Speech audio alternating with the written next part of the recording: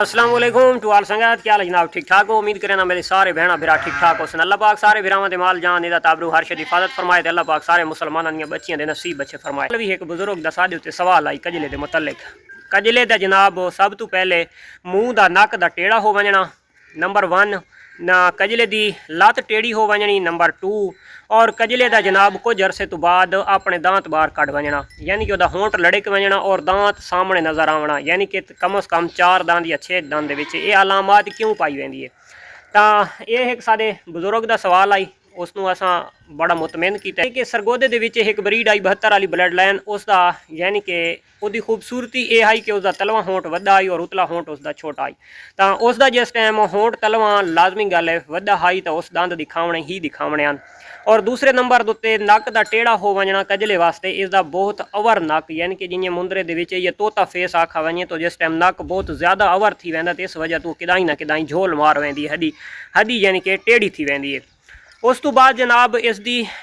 लत्त का टेढ़ा हो वंजना तो कजले नूं वाई बादी ज़्यादा थींदी है और उस तो इलावा उसकी उम्र तो ज़्यादा वेट यानी कि फार्मर का पावन की वजह तो इसकी लत्त का किदाई ना किदाई एक्सीडेंट मार वंजना, यानी कि ज़्यादातर बाहर दोते ही टेढ़ी थींदी है। उम्र तो ज़्यादा वेट थी वंजना और उस तो बाद मकई वगैरह या ज़्यादा खिलावन दे नाल या वाई बादी वाली चीज़ां वाई बादी का एहतियात या ट्रीटमेंट न करना या उसनों ताकत का कोई इंजैक्शन या ताकत की कोई ऐसी अद्वियात मेडिसन वगैरह न देवन की वजह तो प्योर कजले दे विच ये अलामात पाई वेंदी है। असां जनाब जी फार्म का तारुफ करेंदे पे तो खोखर कजला शीप फार्म बखर दे विच वाकई बिल्कुल देहात दे एरिए दे विच ये जे एरिए दे विच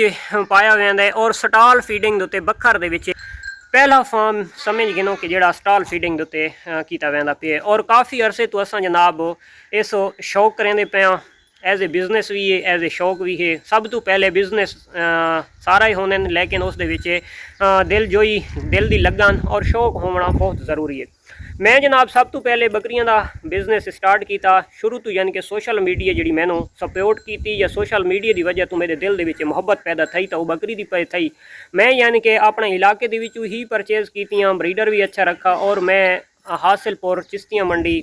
उस एरिए तक भी मैं मक्खी चीनी परचेज की, ठीक है, ऑनलाइन परचेज करके उन्होंने शौक किया मेहनत की। उस तो बाद मैं भेड़ वाले पासे आया, यानी कि उस टाइम भी मेरे को एक भेड़ आई तो वह एक भेड़ बकरी तो बहुत अच्छी रही आई, उन्होंने बच्चा वो खाँदी आई, बकरियां खुरलियां च वड़दियां। इतने मेरे को उस टाइम वसाइल मौजूद नहीं हैं कि मैं एक ऐसियां खुरलियां बना गिना कि जड़ियां दे विच बकरी यानी कि न वड़ सके। फट्टां वालियां आम खुरलियां होंदियां या तो बकरियां ढास टेंदियां या तो विच वड़ वेंदियां। जिहड़ा चारा होंदा आई पहले नंबर ते स्टाक मेरे को कम होंदा आई, दूसरा जो जड़ी बूटियां किसी दे जमींदार दे बन्ना खालों तो कप के आनियां उन्होंने कुत्तर के घतनियां बकरियां थोड़ा खावना वा ज़ाया कर देवना। तो इस करके मैं हुण बकरी नूं गलत साबित ना करना चाहता, लेकिन मेरे को इतने एक वसाइल भी ना कि जिन्हें एक बकरी आधी है या बकरी की जिन्हें थ्योरी है तो मैं उन्हें रख सका। तो मैं उस शौक नूं यानी कि वैंड अप किया, कैंसल किया तो मैं भेड़ा वाले पासे आ गया हूँ, क्योंकि ये एक गरीब की साथी आई चारे दोते किसी किस्म का इसका सवाल मेरे उत्ते नहीं उठता भाई सानू अच्छा पा या नॉर्मल पा। तो हुण भी अलहमदुलिल्लाह सेहत दे पे सो माशाअल्लाह अलहमदुलिल्लाह। अगर मैं सोशल मीडिया तो कोई दिहाड़ा वास्ते अपने जानवरों बचाई रखा तो मेरे जानवरों की सेहत माशाअल्लाह बहुत बेहतर होंदी है। सलसल कैमरा इन्हों उत्ते खलोता वजे तो जानवर वीकनेस के आता है, यानी कि कमज़ोर थींदा है या तो किसी की नज़र लगती है या जोड़ा भी सीन है ये वल्ला बाखुदा। तो अलहमदुलिल्लाह जानवरों की सेहत ही माशाअल्लाह हुण इस टाइम के माशाअल्लाह बहुत बेहतर आती पई है। और डिलीवरी जी है तो डिलीवरी असा पहले बेमौसमी करवाते रहे हैं, किसी मौसम के ही साड़ी भेड़ यानी कि डिलीवर करेंदी रही है। तो हर मौसम के असा पॉजिटिव पाए भेड़ के बच्चे नूं, यानी कि गर्मी के भी थोड़ी जी मेहनत होंदी आई और सर्दी के प्योर सर्दी के भी यानी कि ब्रीड नूं पॉजिटिव पाए, लेकिन बच्चे की अच्छी ग्रोथ ना होना या कि भेड़ के तले थोड़ा जिहा मिल्क मौसमी चेंजिंग की वजह तो या मौसमी वजह की वजह तो थी वजना। तो इस करके हुण अलहमदुलिल्लाह असां नैक्सट टाइम के टोटल मौसम भी इंशाअल्लाह ब्रीड घिनसा। हुण जिहड़ियां साडे कोल ब्रीड आई तो तकरीबन मौसमी आई है, चंद एक भेड़ा हैं कि जड़ियाँ हुण साडियां यानी कि 6वें जून के आके डिलीवर किए तो बेमौसमी या साडे कोल ब्रीड आई है 4 तो 5 जानवरों की, वरना इंशाअल्लाह साडी मार्च टू अप्रैल तो मई के कोई फस्ट दिनों के क्लियर हो गई आई। नैक्सट टाइम यानी कि साड़ी शौक का जोड़ा इंशाअल्लाह साडा एक प्लान है, तो वह साडा प्लान है कि मार्च टू स्टार्ट करसा अप्रैल के ब्रीड यानी कि वेंड अप थी वञे सारियां भेड़ां डिलीवर कर वञनि। हुण जिहड़ा तां असां इस टाइम अज जून दी तकरीबन कोई 20 तरीक है ते जून दे विच असां जानवर क्रॉसिंग करावना बंद कर दित्ता है। ये 12वें महीने दी वञ के ब्रीड आसी असां यानी कि 12वें दी जड़ियां पहले को बणियां वधियां ते 11वें दी आखिर दे या 12वें दी मोहर दे विच 15 तो पहले पहले डिलीवर कर वैसे जनवरी फरवरी यानी कि पहला दूजा महीना असां ब्रीड कोना गिनसां ते उस तो बाद जड़ियां हुण क्रॉस थी गई तो इंशाल्लाह इन यार ही वञ के डिलीवर करे सन। ठीक हो गया। ये पहले वञ के डिलीवर कर वैसे यानी कि 11वें 12वें दे विच क्लियर थी वैसे उस तो बाद जिस टाइम असां हुण ब्रीडर क्रॉस वास्ते छुड़सां तो इंशाल्लाह मार्च अप्रैल दी ब्रीड गिनसां। और जेडे ज़्यादा जानवर पालन वाले दोस्त हैं बकरियां दे विच या भेड़ां दे विच तो सादा मशवरा उन्हां नाल वास्ते भी यही है कि तुसां जनाब मौसमी ब्रीड गिनो उसनूं पालना बहुत आसान है। हुण अलहमदुलिल्लाह साडे कोल इस टाइम वसी पैमाने दे उत्ते शौक किया वेंदा पिया है और अलहमदुलिल्लाह अल्लाह पाक दी देन है रब दी बड़ी करम निवाजी है कि जो साडे नजीब दे विच रोज़ी रोटी है तो माशाअल्लाह बहुत अच्छी मिलती पई है। और भेड़ां दे विच काफ़ी सारा नुकसान भी किया है धोखे भी झले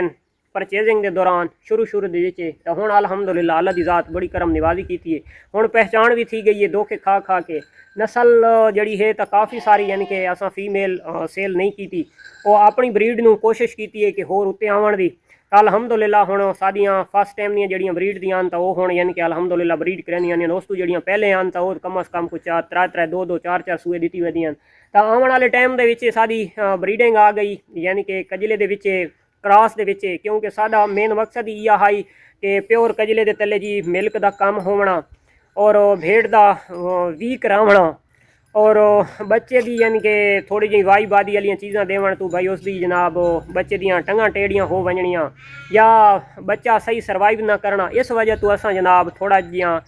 क्रॉसिंग नूं ज़्यादा तरजीह दी है जिहड़ा साडा इस फार्म का शुरू तो शेड्यूल आना पे तो अलहमदुलिल्लाह ऐसी एक ब्रीड साडे कोलों तैयार हो गई है कि कजले जितनी